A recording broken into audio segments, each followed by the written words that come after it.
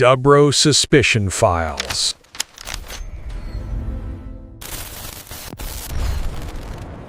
(17년) 동안 미국을 그야말로 공포에 떨게 한 테러리스트가 있었죠. 바로 유나버머입니다. 네, 근데 그가 딱 체포됐을 때 세상이 받은 충격이 어마어마했어요. 그렇죠. 다들 뭐 숲속에 사는 덥수룩한 광인 이런 모습을 상상했으니까요. 맞아요. 그런데 잡고 보니까 IQ 167에 그것도 하버드 출신 수학 천재였던 거예요. 정말 아이러니한 상황이었죠. 그래서 오늘 우리가 함께 깊이 파고들 질문이 바로 이겁니다. 대체 어떻게 16살의 수학 신동이 미국 역사상 가장 악명 높은 테러리스트가 됐을까? 그리고 만약에 그 비극의 시작점에 미 중앙정보국, 바로 CIA의 비밀 마인드 컨트롤 실험이 있었다면 어떨까요? 네, 바로 그 지점입니다. 오늘 저희가 함께 분석해 볼 내용은 당신이 보내주신 자료들을 바탕으로 이 천재 시오도 카진스키의 삶이 어떻게 국가가 설계한 심리 실험에 의해 망가졌는지 그 끔찍한 연결고리를 하나씩 따라가 보는 겁니다. 이건 단순히 한 범죄자의 탄생기를 다루는 게 아니에요. 뭐랄까, 냉전이라는 거대한 시대적 배경, 또 국가 권력의 위험한 오용, 그리고 기술사회에 대한 한 개인의 극단적인 저항, 이 모든 게 얽혀있는 아주 복잡한 비극이거든요. 그렇군요. 오늘 우리는 기밀 해제된 CIA 문서, 그리고 카진스키 본인이 남긴 기록들을 넘나들면서 이 사건의 진짜 속살을 한번 들여다볼 겁니다. 좋습니다. 그럼 바로 그 시작점으로 가보죠. 1959년 하버드 대학교. 네, 16살의 카진스키가 심리학과 헨리 머레이 교수가 주도하는 성격 발달 연구라는 곳에 참여합니다. 당신이 보내주신 자료를 보니까 그는 그냥 똑똑한 사람들이랑 자기 철학을 좀 논해볼 수 있겠다? 이런 순진한 기대를 품고 있었다고 하더라고요. 맞습니다. 하지만 그를 기다리고 있던 건 뭐 지적인 토론 이런 게 아니라 아주 정교하게 설계된 심리적 고문이었습니다. 심리적 고문이요? 네, 한번 상상해 보세요. 밝은 조명이 막 눈을 찌르는 방에 의자에 꽁꽁 묶여 있어요. 온몸에는 전극이 부착되어 있고 저편의 단방향 거울 뒤에서는 연구원들이 내 모든 표정, 모든 떨림을 기록하고 있는 그런 상황을요. 잠깐만요. 이게 무슨 신문 과정도 아니고 대체 실험 내용이 뭐였길래 그런 환경이 필요했던 거죠? 실험의 목표는 한마디로 자아 해체였습니다. 자아 해체요? 네, 먼저 카진스키를 포함한 피실험자들한테 자기 인생에서 가장 깊은 신념, 철학, 심지어는 뭐 가족 관계나 성적 환상 같은 아주 내밀한 비밀까지 전부 담은 에세이를 쓰게 해요. 아, 개인적인 글을요? 네, 그리고는 그 에세이를 미리 분석한 공격수를 투입합니다. 그래서 그가 쓴 모든 것을 무자비하게 공격하고 조롱하게 만든 거죠? 공격수라념, 그 표현 자체가 굉장히 섬뜩하게 들리는데요. 그냥 좀 격한 토론을 하는 상대 학생 뭐 이런 수준이 아니었다는 뜻인가요? 절대 아니었죠. 전문적으로 훈련받은 로스쿨 학생들이었습니다. 로스쿨 학생들이요? 네, 이 사람들은 카진스키의 에세이를 미리 넘겨받아서 그의 논리적 허점이나 가장 취약한 신념을 어떻게 파고들지 전략까지 짜서 들어왔어요. 이건 토론이 아니라 그냥 일방적인 인격 모독에 가까웠습니다. 대체 어떤 말들을 한 겁니까? 네 철학은 그냥 쓰레기야. 넌 논리적으로 완전히 파산했어. 같은 말을 면전에서 그것도 매주 반복해서 들었다고 한번 생각해 보세요. 3년 동안이요. 3년 동안이나요?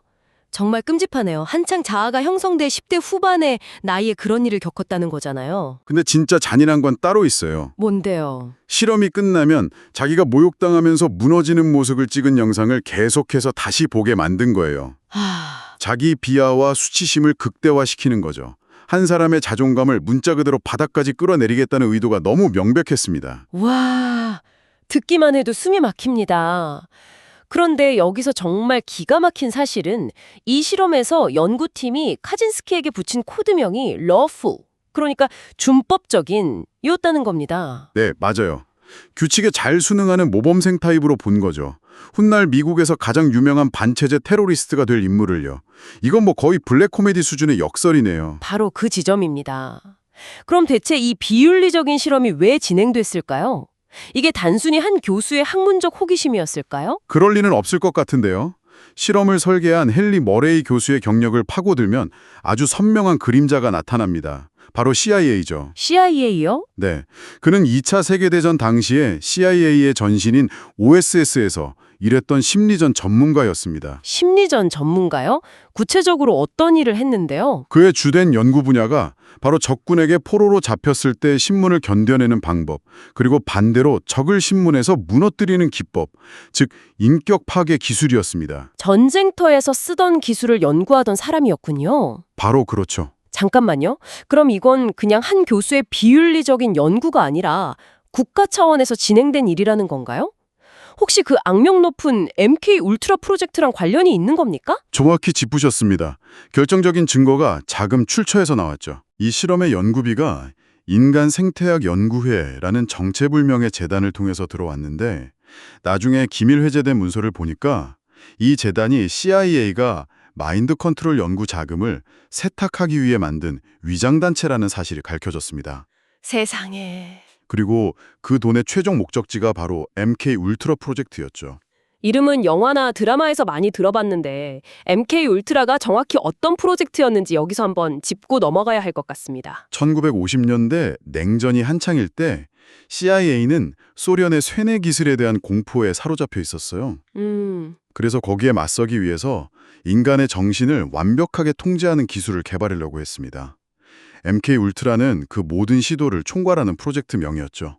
어떤 실험들을 한 건가요? 피실험자 동의 없이 LSD 같은 마약을 강제로 투여하고 전기 충격, 감각 차단, 심리 고문, 사실상 인간을 대상으로 할 수 있는 모든 비윤리적인 실험을 총망라한 불법 프로젝트였습니다. 결국 카진스키는 자기가 심리학 발전에 기여한다고 믿었지만 실상은 CIA의 거대한 인간 파괴 실험에 쓰이는 데이터 포인트 중 하나에 불과했던 거네요. 그렇죠. 이런 경험을 하고 나서 그가 권위나 시스템을 믿을 수 있었을 리가 없겠군요. 네. 그 경험이 그의 내면에 국가와 시스템에 대한 깊은 불신과 증오를 심어준 결정적인 씨앗이 된 겁니다. CIA의 거대한 그림자 속에서 그런 끔찍한 경험을 하고 나서 카진스키는 그걸 다 잊고 평범한 학자의 길을 갈 수 있었을까요? 자료를 보면 하버드 졸업 후에 25살이라는 아주 젊은 나이에 UC 버클리 수학과 조교수가 됐다고 나오는데 말이죠. 겉보기에는 탄탄대로 했죠. 그의 박사학위 논문은 지도 교수가 아마 미국에서 이걸 완벽하게 이해할 사람은 10명도 안 될 거다라고 말했을 정도로 천재적이었으니까요. 와, 하지만 그는 그곳에 적응하지 못했습니다. 불과 2년 만에 돌연사임하고 모든 걸 버리고 몬태나의 깊은 숲속으로 들어가 버리죠. 왜 그랬을까요? 단순히 사람들과 어울리는 게 힘들어서였을까요? 그것보다 더 근원적인 문제였던 것 같습니다. 그는 학생들과 소통하는 데 극심한 불안감을 느꼈고 대학이라는 그 조직화된 시스템 자체가 자신을 억압하는 감옥처럼 느껴졌던 거죠. 아, 몬테나로의 도피는 기술 문명, 그리고 그 문명이 만든 모든 시스템으로부터 벗어나서 완벽한 자율성을 차려나는 처절한 시도였습니다.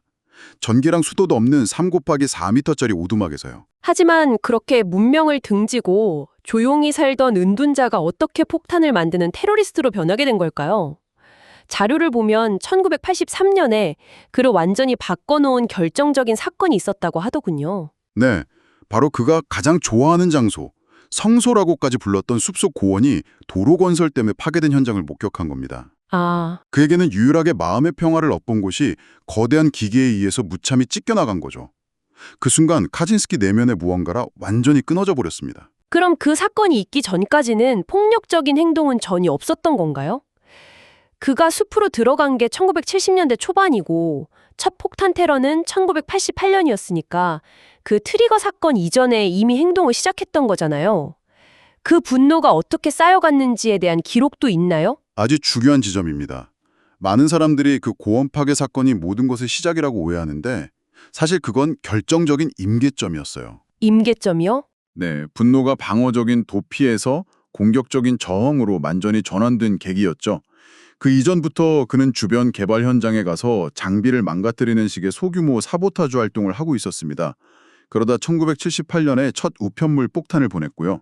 아하, 그의 일기를 보면 내 마음은 무너져 내렸다. 이제 기술 사회를 붕괴시키는 것 외에는 이 자연을 구할 방법이 없다고 쓴 시점이 바로 그 고원 파괴를 목격한 1983년입니다. 그때부터 그의 폭력은 훨씬 더 조직적이고 치명적으로 변하게 됩니다. 그렇군요. 작은 저항으로 시작됐던 분노가 성소가 파괴되는 걸 보면서 세상을 향한 전쟁으로 비화된 거네요. 그리고 1995년 유나버먼은 언론사에 아주 기묘한 제안을 하죠. 네. 자신의 3천, 5천 단어짜리 선언문, 산업사회와 그 미래를 주요 신문에 실어주면 테러를 멈추겠다고요. FBI로서는 엄청난 딜레마였을 겁니다. 테러리스트의 요구에 굴복하는 선례를 남길 순 없지만 거절했다가 또 다른 희생자가 나올 수도 있으니까요. 그렇죠. 결국 그들은 선언문을 실기로 결정했고 이 글이 세상에 공개됩니다. 그런데 막상 읽어보니 이게 단순한 미치광이의 횡설수설이 아니었던 거죠. 당신이 보내주신 자료에도 이 부분이 강조되어 있던데 그의 선언문을 보면 정말 30년 전에 쓴 글이라고 믿기지 않을 정도입니다. 특히 인공지능 시대를 살아가는 지금 우리에게는 거의 예언서처럼 들리는 부분도 있고요. 그의 핵심 개념 몇 가지만 짚어보면 정말 흥미롭습니다. 첫 번째가 권력 과정, 더 파워 프로세스라는 개념이에요. 권력 과정이요? 네, 인간은 의미 있는 목표 설정, 그 목표를 향한 노력, 목표 달성이라는 이 과정을 통해서만 진정한 만족감과 자율성을 느낄 수 있다는 겁니다. 예를 들어 원시인이 사냥을 하는 것처럼요. 하지만 현대사회에서는 생존을 위해 사냥을 할 필요가 없잖아요.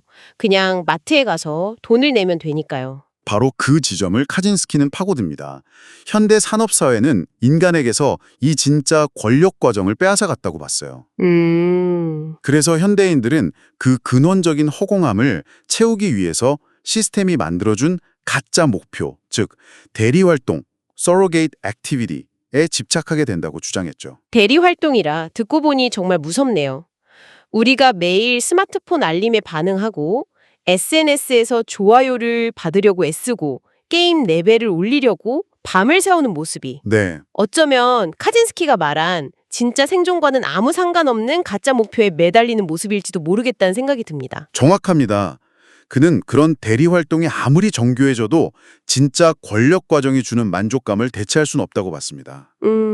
그리고 기술이 더 발전할수록 소수의 엘리트나 혹은 기계, 즉 지금의 AI 같은 존재가 시스템을 통제하게 되고 대다수 인간은 그 시스템 안에서 아무런 자율성 없이 가축처럼 사육될 것이라고 경고했습니다. 정말 그의 폭력은 끔찍했지만 기술 사회에 대한 이 진단만큼은 섬뜩할 정도로 날카로웠던 거죠. 그렇게 17년간 FBI 전체를 농락한 그를 잡은 건 결국 최첨단 기술이 아니었습니다.